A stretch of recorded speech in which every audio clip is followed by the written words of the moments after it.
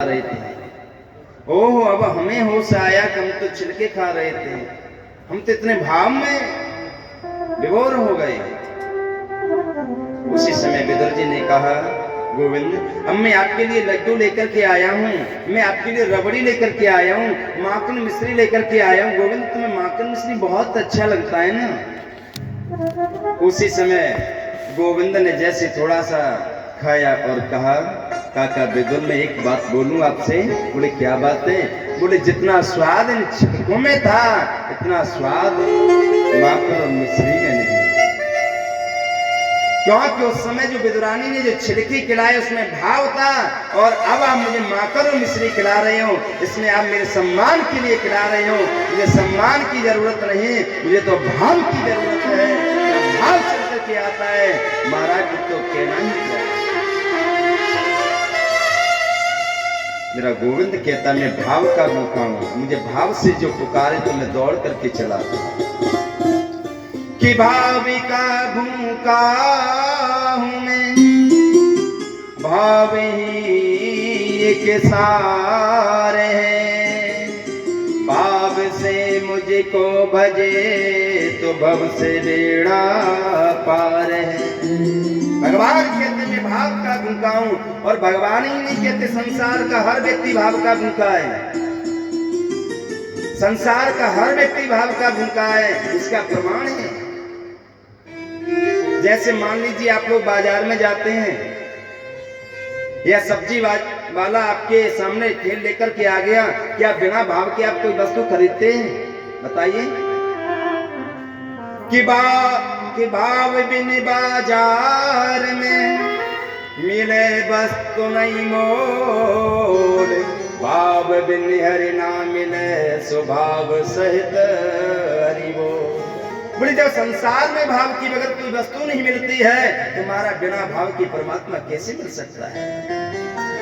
भगवान भी भाव देखता है, तुम्हारे अंदर भाव होगा तुम्हारा आपकी झोपड़ी में चलने के लिए तैयार है। अगर आपके अंदर विश्वास और भाव है तुम्हारा भगवान आज भी कारागृह में जन्म लेने के लिए तैयार है। और भाव नहीं है तुम्हारा बढ़िया से बढ़िया सोने का महल भी बना करके तैयार कर लेना, लेकिन फिर भी भगवान चल करके नहीं। भगवान भाव का भूखा है, मेरा गोविंद भाव का भूखा है। काका विदुर ने कहा, गोविंद आपको पता है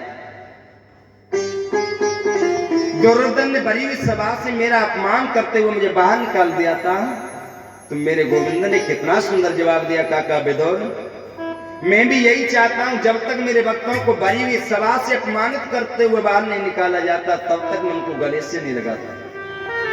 जिन्होंने मान और अपमान दोनों को सहन किया है, मारा हुआ भगवान स्वयं चल करके आ जाते हैं। क्योंकि मान को सहन करना, अपमान को सहन करना ये बहुत बड़ी बात है। एक बार को व्यक्ति अपमान को सहन कर लेगा लेकिन मान को सहन नहीं कर पाता। मान को सहन करना ये सबसे बड़ी बात है, क्योंकि जब मान सहन नहीं कर पाता उसके अंदर गुमान चल करके आ जाता है, उसके अंदर अभिमान चल करके आ जाता है। जब जीव के अंदर अभिमान चल करके आता है तो हमारा एक पतन का रास्ता उसके लिए तैयार हो जाता है, पतन का गर्त तैयार हो जाता है। तो मेरे गोविंद कहते हैं, काका विदुर जब तक मेरे भक्तों को अपमानित करते हुए सभा से बाहर नहीं निकाला जाता है तब तक ये गोविंद गले से नहीं लगाता। भक्त प्रहलाद को धक्का देकर के बाहर निकाला तो मेरे नरसिंह ने गले से लगाया। मीराबाई को धक्का देकर के बाहर निकाला तो मेरे गोविंद ने गले से लगाया। भक्त ध्रुव को बाहर निकाला तो महाराज मेरे नारायण ने गले से लगाया। और संत विभीषण को धक्का देकर के बाहर निकाला तो महाराज मेरे प्रभु श्री राम ने गले से लगाया। और नरसिंह को धक्का देकर के बाहर निकाला तो मेरे सामरिया ने गले से लगाया। भगवान कहते हैं, काका विदुर जब तक मेरे भक्तों को भरी हुई सभा से अपमानित करते हुए बाहर नहीं निकाला जाता तब तक मैं उनको गले से नहीं लगाता। तो आज मेरे गोविंद ने विदुरानी की कुटिया को पवित्र किया है।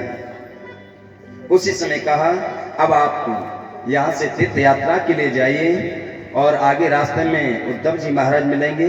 उद्धव जी से कहना हमारा एक संदेश। और उसके बाद में विदुर जी महाराज के मैत्रेय मुनि से भी मिलना हुआ, और मैत्रेय मुनि से यहाँ थोड़ी चर्चा भी हुई है उनकी भी, विदुर जी की। विदुर जी महाराज ने कहा, महाराज पहले आप यह बताइए कि आपने मुझे पहचान लिया? मैत्री मुनि से कहा, आपने मुझे पहचान लिया? हाँ मैंने आपको पहचान लिया। बोले आप तो भगवान के भक्त विदुर हैं, क्योंकि एक मांडव ऋषि के साप के कारण ये विदुर जी यहाँ विदुर बनकर के आए थे। तो बोले हाँ मैंने पहचान लिया, आप पूर्व जन्म के आप धर्मराज हैं, आप पूर्व जन्म के धर्मराज हैं, यहाँ आप मांडव ऋषि के कारण आप बनकर के आए। क्यों बनकर के आए थोड़ी सी कथाएं में बोले थे, भागवत में नहीं है, मैं बात से ले रहा हूँ। बोले एक बार की बात थी, मांडव ऋषि की कुटिया पर कुछ चोर राजा के दरबार से चोरी करके ले आए और उस धन को जाकर के मांडव ऋषि के आश्रम में छिपा दिया। सिपाही राजा के आए और मांडव ऋषि के आश्रम से उस धन की चोरी को पकड़ा गया, धन माल को बरामद किया गया और राजा के दरबार में मांडव ऋषि को ले जाया गया। और जैसे ही दरबार में ले गए तो महाराज राजा के कहने से मांडव ऋषि को सूली पर चढ़ाया गया।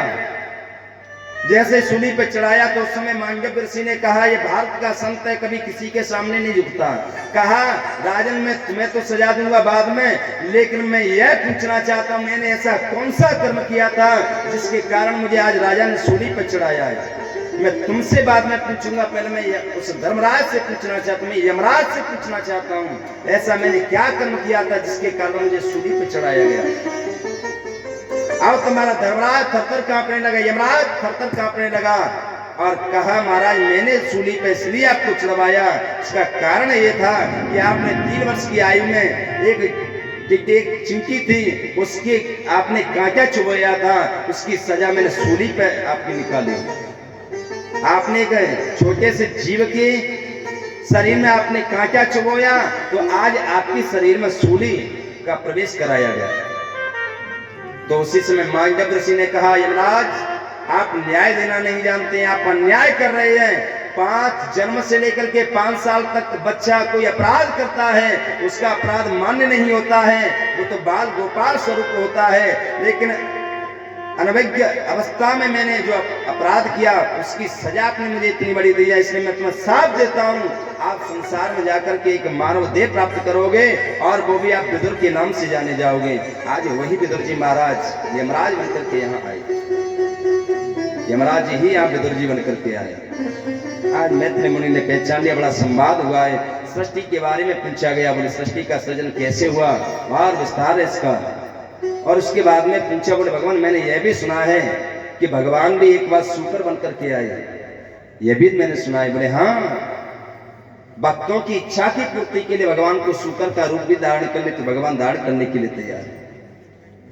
भगवान कहते मुझे सूकर भी बनना पड़ेगा तो मैं सूकर बनकर के भी आने के लिए तैयार हूं।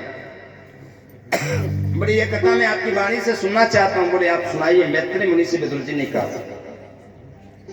बोले एक बार की बात थी, एतौ पार्षदो मह्यम जय विजय एव च कदर्ते कृत्यमं यदवो वक्रातामतिक्रमम्। एक बार की बात थी कि भगवान के धाम में 2 पार्षद रहते हैं, 2 पार्षद भगवान, एक का नाम है जय और एक का नाम विजय। वैकुंठ धाम में 2 भगवान के पार्षद। एक बार की बात थी, संत कुमार, सनक, सनंदन, सनातन और संत कुमार चारों भाई भगवान के दर्शन करने के लिए जा रहे थे। जैसे ही भगवान के वैकुंठ धाम में प्रवेश करने लगे तो दोनों द्वारपालों ने रोक दिया। बोले आप अंदर नहीं जा सकते। चौहान साहब ध्यान दीजिए, क्या कहा? बोले आप अंदर नहीं जा सकते। एक बात बोलूं मैं, जिस अधिकारी के नीचे या जिस आप किसी बड़े व्यक्ति के नीचे आप रहते हैं, उसे शायद हो सकता है कि बड़े व्यक्ति के अंदर इतना गुमान नहीं होगा, लेकिन जो नीचे जो रहने वाले चमचे हैं ना, उनके अंदर बड़ा अभिमान होता है। वो मिलने नहीं देते। आप उनसे कहिए कि वो मिलना है, अरे साहब वो मिलेंगे। जैसे मान लिया जाए सूर्य के अंदर जो गर्मी है ना, मई जून के महीने में आप बालू के ऊपर निकल नहीं सकते हैं। आप सूर्य की इतनी किरणें उस बालू को गर्म कर देती हैं। ऐसे महाराज जिस अधिकारी के नीचे या जिस किसी भी व्यक्ति के नीचे वो रहते हैं, उनके अंदर ज्यादा गर्मी पैदा हो जाती है। तो इस बात का जय विजय को बड़ा गुमान है, अभिमान है कि बोले हम भगवान के पार्षद हैं, भगवान के भक्त हैं। द्वारपाल हैं भगवान के। बोले आप अंदर नहीं जा सकते। बोले अंदर नहीं जा सकते। तो संत कुमारों ने कहा बोले अंदर हम कैसे नहीं जा सकते, भगवान के यहाँ जाने से भी कुछ प्रतिबंध है। भगवान के दरबार में तो कभी चले जाओ कभी आ जाओ। बोले नहीं अभी नहीं जा सकते, अब विश्राम कर सकते। तो जैसे धक्का देकर के अंदर जाने लगे, इतने में महाराज उसी समय साफ भी दे दिया। यहाँ संत कुमारों ने बोले जाओ, आप हमें भगवान के दर्शन से वंचित करते हैं, इसलिए हम दोनों को साथ देते हैं, आप दोनों ही पृथ्वी पर जाकर के निशाचर बन जाओ। दोनों को साथ देते हैं। इतने में भगवान चल करके आ गए, 7 देवड़ियों को पार किया है और भगवान बाहर चल करके आए हैं और संत कुमारों को दर्शन दिया। तो संत कुमारों ने कहा भगवान आपने जो द्वारपाल रखे वो ठीक नहीं किया, आपके द्वारपाल ठीक नहीं है, ये बढ़िया नहीं है। बोले अच्छा।